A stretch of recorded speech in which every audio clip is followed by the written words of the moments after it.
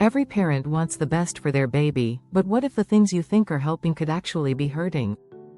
Here's a shocking fact. Over 60% of parents unknowingly overfeed their babies, setting them up for future health issues. Did you know that babies who are constantly held or overcomforted can actually struggle with emotional regulation as they grow? It's true. In this video, we're going to explore 6 surprising things you might be doing with your baby that could backfire. From the danger of overscheduling to the harm of too much touch, we'll give you strategies to help your baby thrive without falling into common parenting traps. Want to raise a resilient, independent, and healthy child? Stick around for some game-changing tips that you won't hear anywhere else. Chapter 1. The Comfort Trap. Why babying your baby too much can backfire. It's natural to want to keep your baby warm, cozy, and constantly reassured. But did you know that over-comforting your little one can actually hurt their development? Studies show that babies who are overheld or coddled tend to struggle more with self-regulation later in life. Overprotecting them from minor discomforts, like a few minutes of crying, prevents them from learning how to soothe themselves. The first few months are critical for setting the foundation of independence. Babies need to experience a bit of discomfort to learn how to manage their emotions. Experts recommend offering comfort in moderation, giving your baby just enough reassurance without overdoing it. According to child psychologist Dr. Laura Markham, by learning to self-soothe, babies gain confidence and emotional resilience. That doesn't mean you should ignore your baby's cries, but it's okay to let them fuss for short periods. In fact, allowing small amounts of crying actually helps your baby learn how to calm down on their own. Just remember, the goal isn't to ignore them, but to create a healthy balance between comforting and letting them gain independence. Strategy number 1. Try waiting a few minutes before picking up your baby when they cry. Use this time to observe their emotional cues. If they settle down, you've helped them learn to self-soothe. Strategy number 2. Instead of constantly rocking or holding your baby, give them opportunities to explore their surroundings while keeping an eye on them. A little space can help them feel more confident and learn new skills. Chapter 2. The Unseen Harm of Constant Entertainment. Letting baby experience boredom. You've probably seen those toy-laden playpens or wall-to-wall entertainment for babies. But what if we told you that constant stimulation could be harming your baby's development? Research suggests that babies who are constantly entertained may struggle with creativity and problem-solving skills as they grow older. A baby's brain thrives on moments of downtime. This is when they process everything they've learned, and it gives their imagination the chance to flourish. Dr. Vanessa Lobway, a child development expert, says, boredom is actually a catalyst for creativity. When kids are bored, they learn to think on their own. Instead of filling every moment with a toy or screen, let your baby experience natural boredom. Give them time to figure things out without jumping in immediately. When babies are left to their own devices for short periods, they start to develop problem-solving skills. A study from the University of Cambridge showed that children who had more unscheduled time were better at creative thinking and independent play. Strategy number 1. Take breaks from toys and let your baby interact with their environment. Give them a few minutes to explore, even if it seems like they're just staring at a wall. They're taking in everything around them. Strategy number 2. Limit screen time and avoid overloading your baby with stimulating toys. Just a few toys at a time can keep them engaged, and you'll notice they start coming up with their own ways to play with them. Don't forget to subscribe.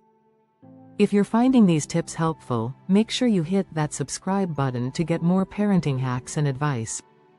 Chapter 3. Don't overschedule baby. The power of unstructured time. Many parents feel the pressure to sign their babies up for every activity, thinking it will give them a head start. But overscheduling can actually lead to burnout for both you and your baby. Research has shown that babies need unstructured time to develop their emotional and cognitive skills.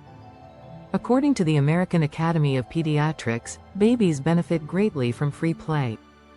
This type of play allows them to learn at their own pace, making decisions and engaging in activities that interest them.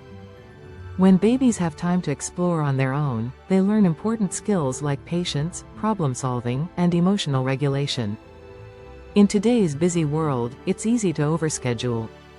But remember that play doesn't have to be planned out. It can be as simple as giving your baby a safe space to move around and discover new things. It's about creating an environment where your baby can lead the way, not one where every minute is accounted for. Strategy number 1.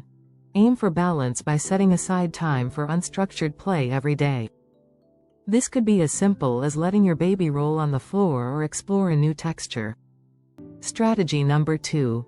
Instead of rushing to fill every hour with activities, let your baby spend time outside.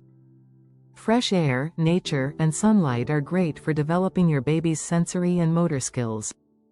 Take a second to subscribe. If you want more insights like these, don't miss out. Click the subscribe button now for more parenting tips. Chapter 4. Overfeeding and the myth of more is better. As a parent, it's easy to fall into the trap of thinking that more food equals more love or care. However, overfeeding your baby can lead to unhealthy habits later in life. Experts say that overfeeding can cause babies to ignore their natural hunger cues, which could lead to obesity or other health issues down the line. The American Academy of Pediatrics advises against pushing babies to finish bottles or to eat beyond their hunger signals. When babies eat only when they're truly hungry, they build a healthy relationship with food that can last into adulthood. The key is learning to trust your baby's cues. Did you know that babies are born with the ability to regulate their appetite? They know when they're full. Overfeeding, especially with formula, can disrupt this natural instinct.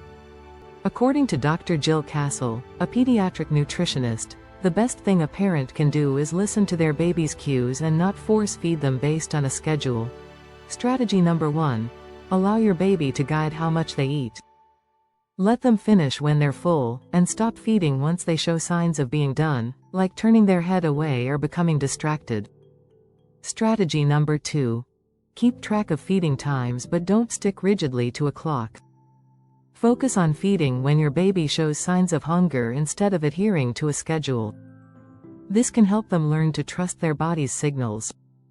Strategy number 3. If you're introducing solids, pay attention to portion sizes. Babies don't need to eat massive portions. Start with small amounts, and let them ask for more if they're still hungry. Chapter 5. Micromanaging milestones.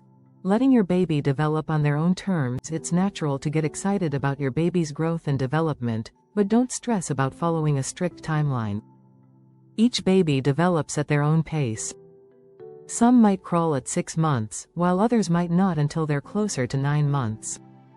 The rush to hit every milestone on time can add unnecessary pressure. Studies show that children who experience less pressure to achieve milestones early tend to develop better emotional regulation and stronger self-confidence. In a 2018 study published in Child Development, researchers found that babies allowed to develop skills at their own pace performed better in problem-solving and creative thinking tasks later on. Comparing your baby to others can be harmful. Instead of worrying about where they stand, celebrate their unique progress. Experts recommend allowing babies to explore movement, language, and social interaction without expecting them to do things by a certain age. Strategy number 1. Let your baby hit milestones when they're ready. Don't push them to walk, talk, or even sit up before they're prepared. It's more beneficial to provide an environment that encourages natural learning. Strategy number 2. Focus on supporting your baby's individual path. If they show interest in standing or crawling, help them practice in a safe space. But don't pressure them into doing things they're not ready for yet. Strategy number 3. Avoid constantly comparing your baby's progress to others. Celebrate their own unique skills, even if they don't follow the typical timeline. Chapter 6.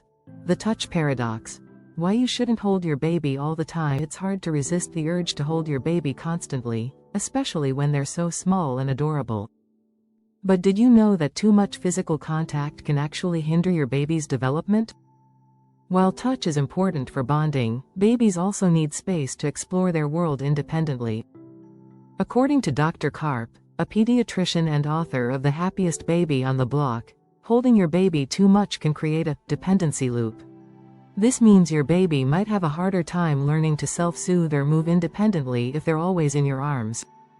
Babies need time to learn how to control their bodies and practice basic motor skills, like reaching, rolling, and crawling.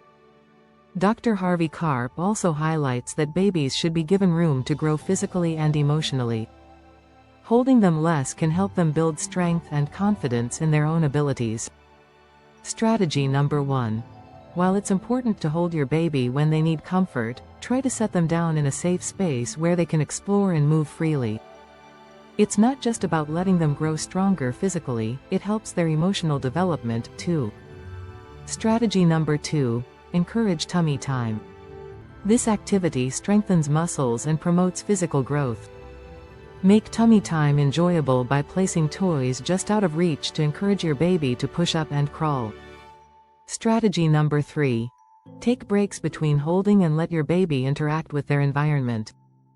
Give them the chance to practice skills like grasping, crawling, or even just exploring new textures. Strategy number 4. When your baby starts showing signs of being curious, allow them to explore objects by themselves. Give them a safe space to touch and discover, which fosters independence and cognitive growth. By focusing on balance in touch and freedom, you can help your baby develop the independence they'll need as they grow into toddlers and beyond. Conclusion.